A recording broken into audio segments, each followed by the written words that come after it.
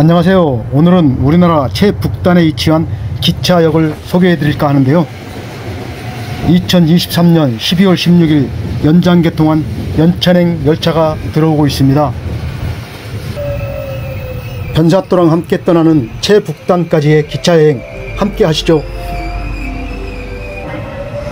1호선 연천행 열차에 탑승합니다. 이른 시간이라서 그런지 사람들이 많지가 않네요.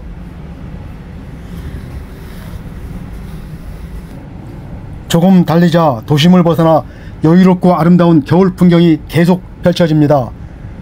여행 다닐 때마다 느끼지만 도심을 조금만 벗어나도 마음이 편해지네요. 한참을 더 달려 한탄강을 건너갑니다. 예전에 자동차로 건너가 본 적은 있는데 열차로 건너가기는 처음이네요.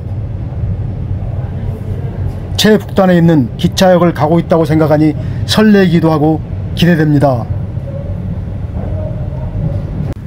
한탄강을 지나자 탁 트인 넓은 들판이 기분 좋게 계속 펼쳐집니다. 연천행은 1시간에 한 대 정도로 아직은 좀 불편하지만 복선 사업이 마무리되면 운행 횟수가 늘어나지 않을까 기대해 봅니다. 도봉산역 기준으로 1시간 30분쯤 달려 오늘의 목적지 연천역에 도착합니다.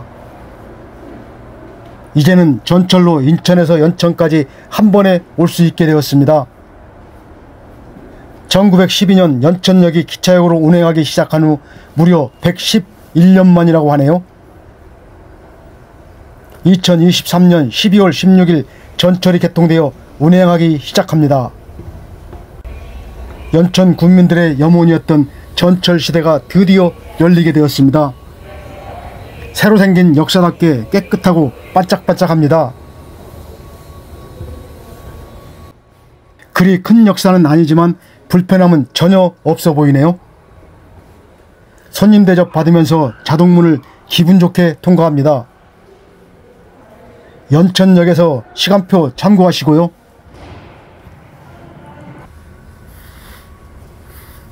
연천역은 대한민국 최북단 전철역이 되는 동시에 전곡역과 함께 북위 38도 이북에 위치한 수도권 전철역이 되는 곳이죠. 3번 출구로 나옵니다. 3번 출구로 나오자 가장 먼저 빨간 건물과 높은 원형탑이 보이는데요. 빨간 건물은 연천역 구역사인데요. 그 뒤로 높은 원형탑은 조금 뒤에 알아보죠. 연천역은 1945년 광복과 함께 38선이 그어지며 북한에서 관리하던 역이었는데요. 1951년 연천지역을 다시 탈환해 남한에서 영업을 시작하게 되었고요. 현재는 리모델링 공사 중으로 들어갈 수는 없습니다. 아마도 공사가 끝나면 새로운 모습으로 일반인들에게 개방할 것 같네요. 역사 뒤로 보이는 원형인 급수탑과 벽돌로 만들어진 급수정으로 가볼까요? 급수탑과 급수정은 증기기관차에 물을 공급하기 위한 시설이었다고 하는데요. 급수탑은 2003년 등록문화재 45호로 지정되어 있습니다. 연천역 신축 과정에서 헐릴 뻔했던 위기에도 처했었는데요. 역사적 가치를 인정받아 계속 보존하기로 결정했다고 합니다. 급수정의 벽에는 6.25 전쟁 당시의 총탄 자국이 그대로 남아 있습니다. 급박했던 그때 상황을 잘 설명해 주는 것 같네요. 분단의 아픔이죠. 급수탑의 작동 원리도 설명해 놓은 안내판도 볼 수가 있습니다.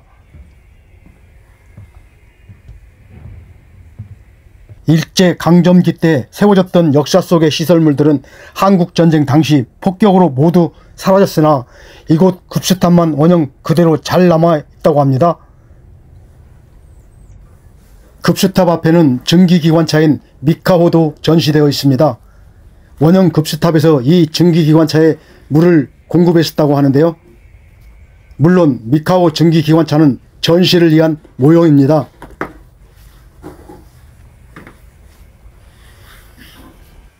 역 광장 건너편 횡단보도를 건너 왼쪽으로 버스 정류장이 보이는데요. 버스 정류장에서 버스를 타고 이동을 하겠습니다. 39-2번 버스를 타고 최북단 기차역까지 가보려고 하는데요. 오늘 연천 여행은 멈춰버린 경원선을 따라 기차역 탐방을 해보려고 합니다.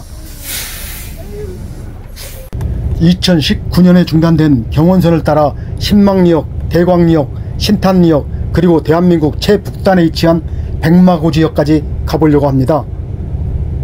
지금 타고 가는 39-2번이 유일하게 신탄리역까지 3개 역을 거쳐가는 버스니까요. 여행하실 분들 참고가 되셨으면 합니다. 연천역에서 10분쯤이면 신망리역에 도착합니다. 신망리역은 1956년 경원선 간이역으로 처음 문을 열게 된 역이었는데요. 신망리라는 이름은 6.25 전쟁 피난민들을 위해 만들어진 정착촌이라고 합니다. 안으로 들어가 볼까요? 관리를 안 하는 탓인지 텅 비어있고 먼지만 수북합니다. 예전의 흔적들만 이곳이 역사였음을 짐작케 할 뿐입니다. 예전에는 DMZ 박물관으로 운영되기도 했었는데요. 지금은 이렇게 방치되어 있네요. 관리를 잘하면 관광상품으로도 좋을 듯 싶은데 아쉽네요. 역사 앞에는 침묵으로 만든 조형물이 DMZ 박물관 흔적을 말해주는 것 같고요. 아쉬움에 철길도 걸어봅니다. 한때는 기적소리 힘차게 울리며 지나갔을 철길을 상상하며 한참을 걸어가 봅니다. 경기 둘레길과 평화 둘레길이라는 리본이 쓸쓸함만 더해주네요.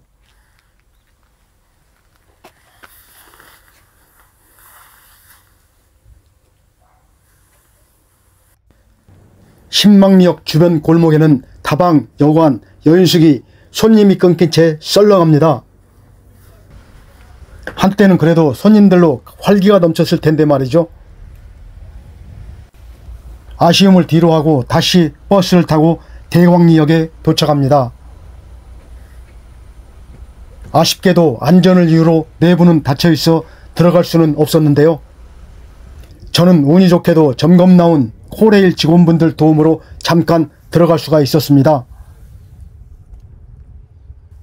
역사를 지나 철로까지도 나가보는데요. 예전에 열차에서 내려 역사로 들어갔을 때를 상상해 봅니다. 아마도 이곳에서 표를 내고 들어갔을 것 같죠? 세월의 흔적이 묻어있는 따뜻한 역사라는 느낌이 드네요. 대광리역은 1912년 보통역으로 영업을 시작했다고 하는데요. 한때는 연천군 이북의 기차역 중에 가장 번화한 역이었다고 합니다. 군인 면회객들이 주로 사용하며 많은 사람들이 오가던 역이었다고 하는데요. 지금은 가끔 관광객들만 찾을 뿐 지역 경제도 점점 안 좋아지고 있다고 합니다. 다시 39-2번 버스를 타고 신탄리역으로 향합니다. 종점이 가까워지니까 승객은 저 혼자네요. 대광리역에서 10분쯤이면 신탄리역에 도착합니다. 겨울철 안전상의 이유인지 문은 잠겨있어 들어갈 수는 없네요. 백마고지역이 신설되기 전까지는 지난 60년간 경원선의 최북단 종착역이자 철도 중단점이라는 기록도 갖고 있었는데요. 백마고지역이 신설되면서 최북단역 중단점은 백마고지역으로 바뀌게 됩니다. 시간 여유 있으신 분은 1km 정도에 있는 고대산에도 가보시는 것도 추천드립니다. 이곳은 경기 둘레길 12코스로 스탬프도 여기서 찍을 수가 있고요.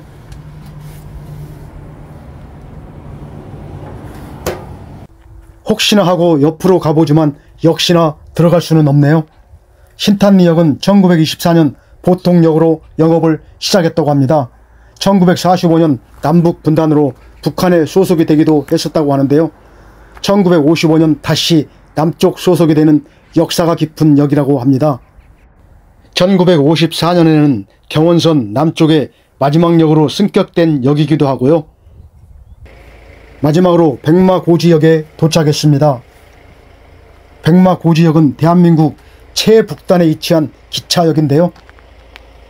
2012년 처음 문을 열게 되었다고 합니다.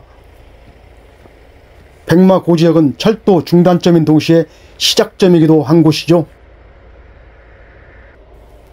일반인들이 자유롭게 오갈 수 있는 최북단 기차역이기도 하고요.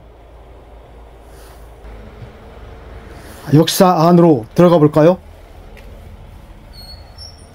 깨끗하게 정리된 모습이 새로 리모델링을 한 모습이네요. 아쉽게 철길 밖으로 나가는 문은 잠겨 있었고 내부만 살펴보고 나옵니다. 6.25 전쟁 당시 12번이나 고지의 주인이 바뀔 만큼 격전지로 유명했던 곳이죠. 시간 되시는 분들은 노동당사, 백마고지 기념관 등도 구경하고 가셔도 되고요. 저는 나중에 연천에서 철원까지 제대로 소개해 드리겠습니다. 버스 시간이 남아서 역사역 철원군 특산물 파는 곳에 들어가 보는데요. 유명한 철원 오대쌀을 비롯해 각종 농산물들이 진열되어 있습니다. 차 가지고 왔으면 여기까지 온 기념으로 쌀 한 포대 사고 싶었는데요. 구경만 하고 나옵니다. 돌아갈 때는 연천역에서 이곳까지 왕복 운행하는 셔틀버스를 타고 갑니다. 운행은 1시간에 한 대 정도로 많지 않으니까요. 시간표 참고하세요. 요금은 무료고요. 연천역에서 셔틀버스 타고 백마고지역까지 바로 오시는 분들도 많더군요. 주변에 노동장사, 백마고지, 전투기념관 등 한번 둘러보고 가셔도 좋고요. 셔틀버스는 중간에 쉬는 정류장 없이 연천역과 백마고지역만 운행하니까요. 참고하세요. 30분 정도면 연천역에 도착합니다. 지금까지 연천역에서부터 최북단에 위치한 백마고지역까지 소개해드렸는데요. 다음에 연천여행 다시 한번 소개해드릴 기회를 만들어 보겠습니다. 더 좋은 영상으로 다시 찾아뵙겠습니다.